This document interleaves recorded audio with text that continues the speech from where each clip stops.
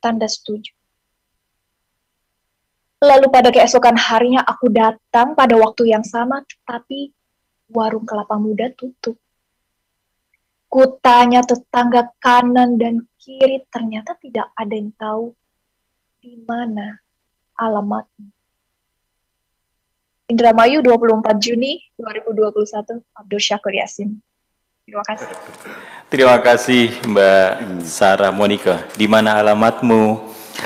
Luar biasa Pak Tato malam hari ini penyaji atau pembaca Gelombang Cinta dengan judul Di Mana Alatmu sangat luar biasa. Kenapa saya katakan luar biasa? Pertama, beliau ini sebenarnya hidupnya awalnya bukan di dunia sastra, di dunia antropolog. Tentang peradaban-peradaban. Bahkan sampai sekarang pun beliau ini adalah calon magister untuk antropolog di Universitas Indonesia. Tapi kemudian saya jadi tahu bahwa sastra itu dunia yang terbuka untuk siapapun boleh masuk ke dalamnya. Asal punya keinginan. Dan nyatanya Mbak kita yang satu ini sudah go internasional karena Mastra pun sudah bagian dari beliau gitu kan. Majelis Sastra Nusa Tenggara. Asia Tenggara ini. Nah ini nanti mohon dijelaskan Pak Tato. Dan kemudian tentang puisi kita malam hari ini, sepertinya sesuatu yang sangat asik ya, kisah dua sejoli yang kemudian pada akhirnya tetap menggantung di mana alamatmu gitu. Silakan Pak Tato. Iya. Mohon izin dulu Bu ya. Bismillahirrahmanirrahim. Assalamualaikum warahmatullahi wabarakatuh. Waalaikumsalam warahmatullahi wabarakatuh. Pemirsa Wamima TV dan sahabat Buya dimanapun berada, wabil khusus Mbak Sarah Monica yang telah membacakan Gelombang Cinta malam ini dengan judul Di Mana Alamatmu. Nah, tadi juga Kang Afkar nanya, Sarah Monica kapan mau nikah gitu, seperti itu. Begitu. Monica bukan Monica. Monica. Iya, Mbak Sarah ini sesuai dengan profilnya tadi disebut sebagai pegiat sastra. Akhir pengalaman yang sekarang sedang digeluti, beliau kan sebagai host bercerita. Luar biasa. Jadi malam ini kami menikmati betul bagaimana Mbak Sarah ini bercerita pada kita tentang seseorang yang sedang mencari alamat. Nah, itu suaranya, tone-nya, vibranya, ekspresinya. Bahkan beliau mampu menginterpretasikan kata kalimatnya dengan baik. Sekilas saya melihat di layar kaca yang lebar ini, Mbak Sarah ini mengingatkan saya di era zaman dahulu ada seorang wanita yang memimpin dunia. Sebut aja Benazir Bhutto. Saya melihat Benazir Bhutto ada di hadapan saya. Mbak Sarah. Bahkan kalau kita tengok itu kalau 3 hari itu mantan Perdana Menteri Pakistan. Tengok lagi ke sebelahnya orang hebat lagi dari Filipina. Siapa Kakak Afar itu? Aquino. Iya, Corazon Aquino. Mirip juga Mbak Sarah Monica ini. Mudah-mudahan Mbak Sarah juga bisa memimpin dunia lagi. Seperti mereka. Iya. Setidaknya bisa memimpin melalui dunia sastra. Iya. Itu sekilas tentang Mbak Sarah. Siapa lagi yang meragukan kehebatannya. Terima kasih Mbak Sarah dan tidak bosan untuk selalu bergabung bersama Wamima TV. Iya, kita masuk ke dunia sastra. Di mana alamatmu?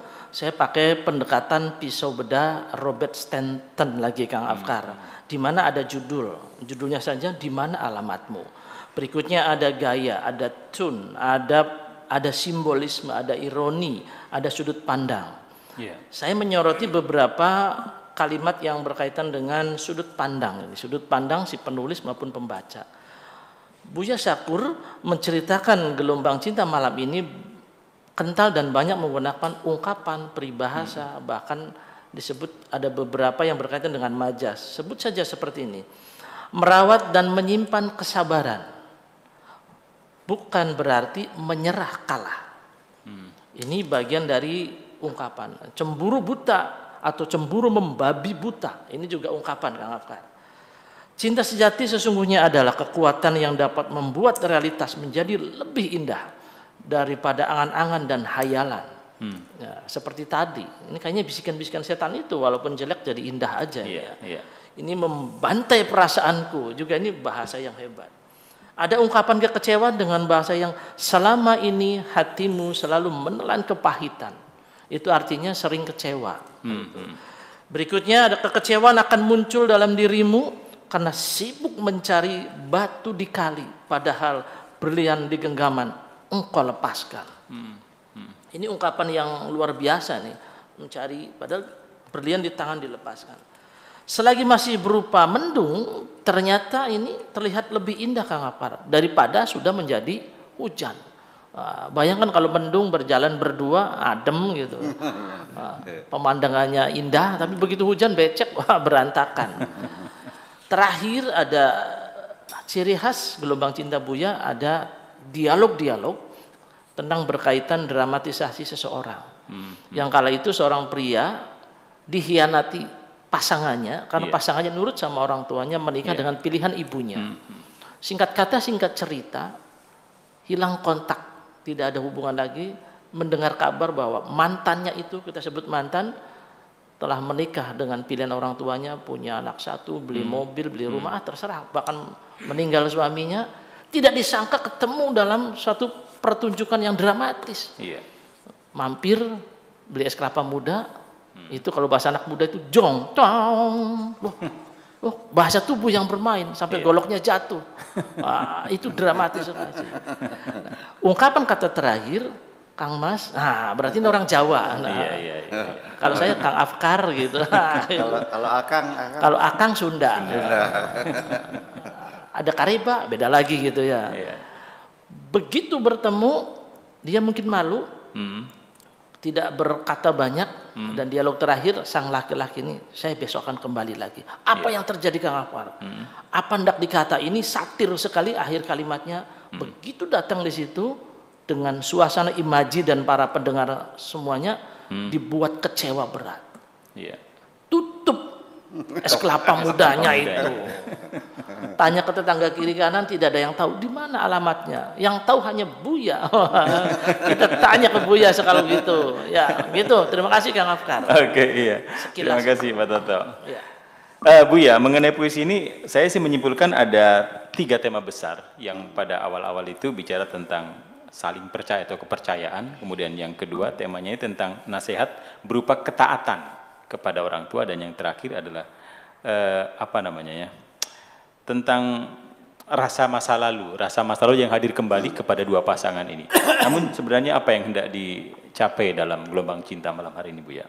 Ya, sebetulnya lelaki ini atau serinya nih ya, pelakon di sini tidak kecewa-kecewa banget sih. Dia cukup berjiwa besar, sangat memahami, malah justru menyanjung juga lah. Ketika seorang anak perempuan ingin membahagiakan hati ibunya, itu kan sangat mulia sekali. Ya udahlah, kalau memang tidak bisa dipaksakan, barangkali bukan jodohku, ya udahlah.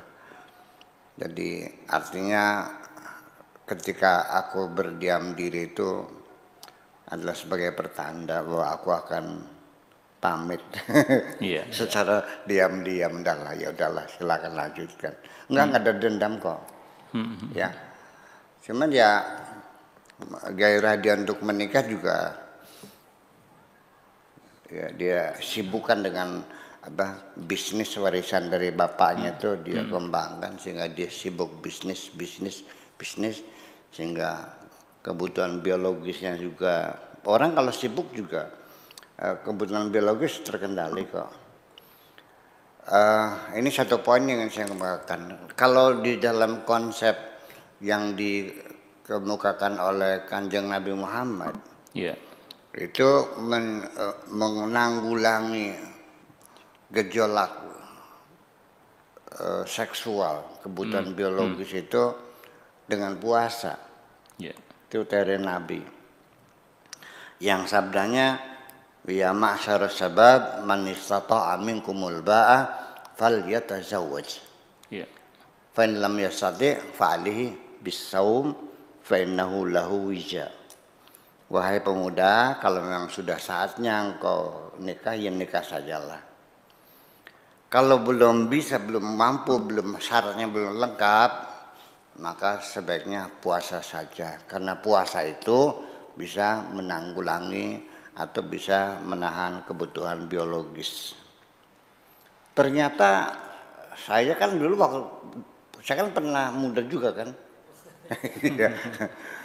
Apakah dengan puasa itu enggak untuk yang dia sedang masa puber umur 18, 19, 20 ya puasa ya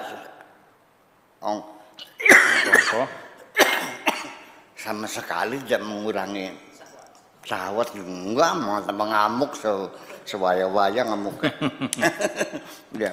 Akhirnya saya tambah dengan olahraga, dengan pingpong seharian, tambah juga dengan baca buku, olahraga, baca buku, dan kegiatan-kegiatan yang lainnya untuk bagaimana saya untuk melangkahi masa pubertas saya itu memang sangat melelahkan sekali.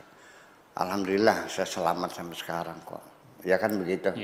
Tapi ternyata kan puasa mah untuk sekelas Pak Edi lah gitu, ya, yang sudah 40 ke atas belum kawin itu puasa. Tapi kalau masa-masa puber yang puasa nggak bisa ya, sama banyak baca buku, banyak olahraga, banyak kegiatan dan sebagainya, sampai kadang-kadang juga selalu ngantongin bulu ayam tuh, bulu ayam tuh, sengaja ngilik-ngilik telinga supaya berpindah, ya, berpindah, apa menetralkan ya, mengalihkan perhatian lah gitu, macam itu.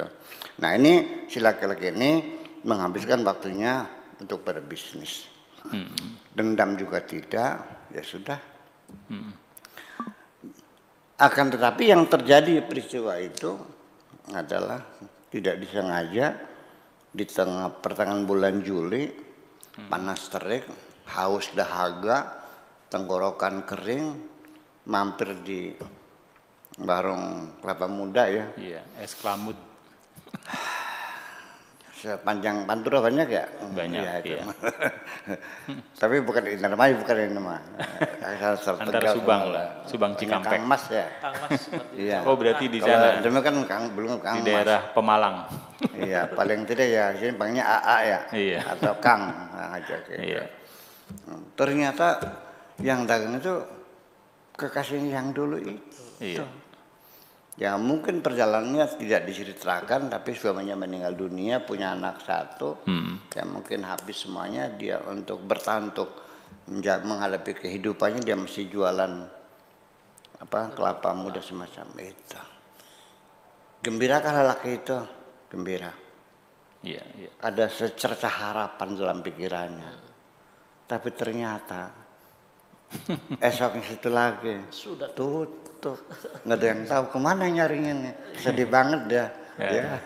Oke, kalau kita ceritanya. Terima kasih Bu ya.